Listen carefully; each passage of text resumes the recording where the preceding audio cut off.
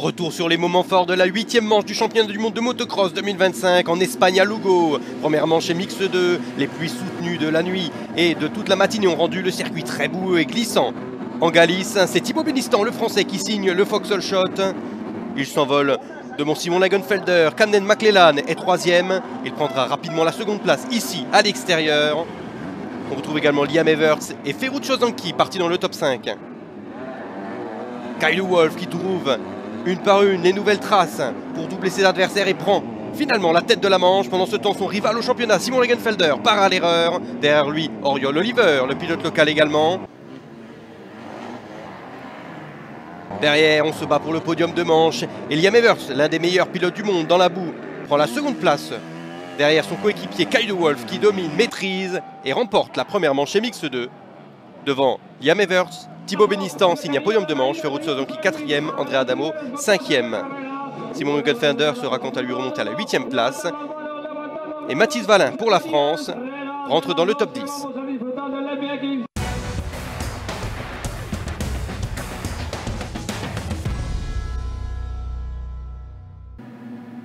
Seconde manche et mix 2, cette fois-ci les conditions se sont grandement améliorées sur le circuit de Lugo. C'est Sacha Konen, le maître du Vauxhall Shot, qui s'envole en tête.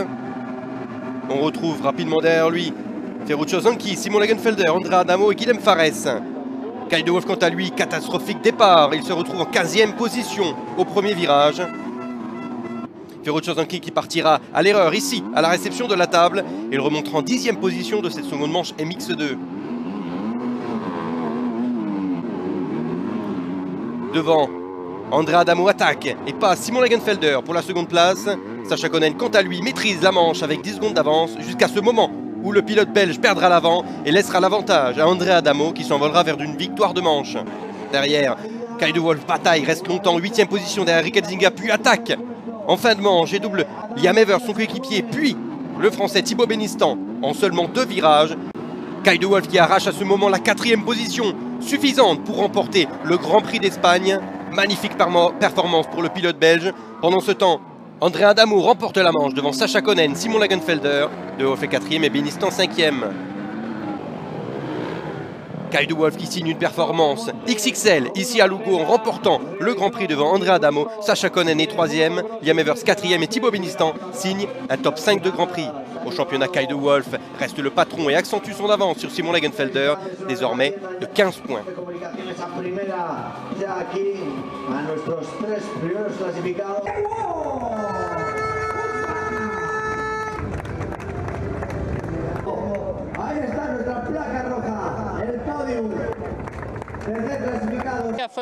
Oui, la première manche était plutôt simple, on va dire. Je suis passé second, je crois, au 3e tour, et puis après j'ai pris mon temps pour passer Thibaut Benistant, et ensuite j'ai fait juste ma course tout seul. Puis Liam m'a mis un petit peu la pression à la fin.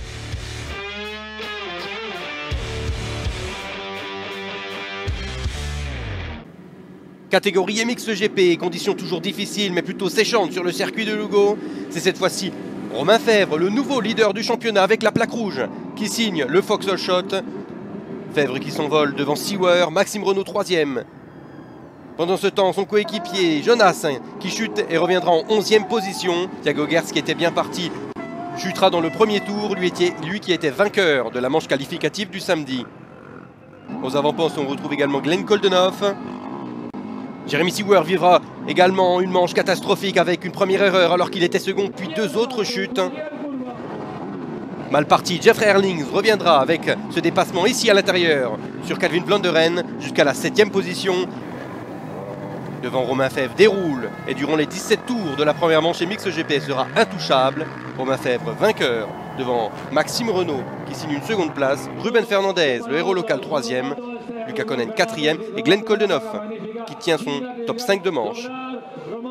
Belle performance également pour Brent Van Den Eyck qui signera avec son top 9 sa meilleure performance de la saison.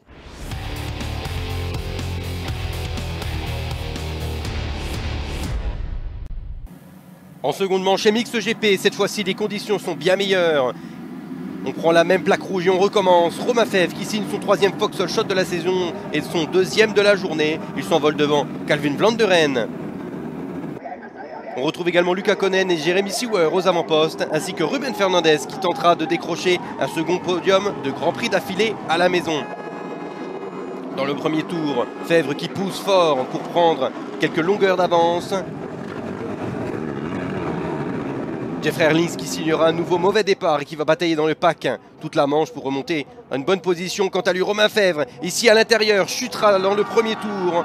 Romain Febvre qui repartira en 8e position et laisse l'avantage furtivement à Calvin Vlanderen, puisque Luca Konen ici à l'intérieur passe le pilote néerlandais et s'envole pour une victoire de manche. Romain Febvre, quant à lui, fait une remontée magistrale avec une trace magique ici à l'intérieur. Il double d'abord Ruben Fernandez, c'est ici pour la 3e place. Il fera la même action à 4 tours de l'arrivée à Calvin Vlanderen pour arracher une seconde position suffisante pour remporter le Grand Prix d'Espagne. Devant Luca Konen qui signe une très belle performance. Victoire de manche devant Romain Febvre, le vainqueur du Grand Prix. Calvin Vlanderen est 3e, Ruben Fernandez 4e et Jeremy Seewer qui signe à top 5. Ces résultats sont suffisants pour Ruben Fernandez pour monter sur son premier podium ici à Lugo. Au championnat, Romain Febvre observe la plaque rouge, Luca Konen double Tim Geiser blessé. Glenn Koldenhoff et Ruben Fernandez restent 4e et 5e du championnat du monde. Avec une 23e victoire, Romain Febvre égale désormais Alessandro Pousar et Clément de Sales au classement des plus grands vainqueurs de Grand Prix de l'histoire du motocross mondial. Ouais, en premièrement, j'ai fait le whole shot, j'ai pu gérer ma course, je me suis construit un bon écart et après, c'était la victoire pour moi. En secondement, j'ai pris le whole shot de nouveau, j'ai fait à peu près 2 tours en tête et puis je suis tombé dans la descente, donc ça a été plus compliqué.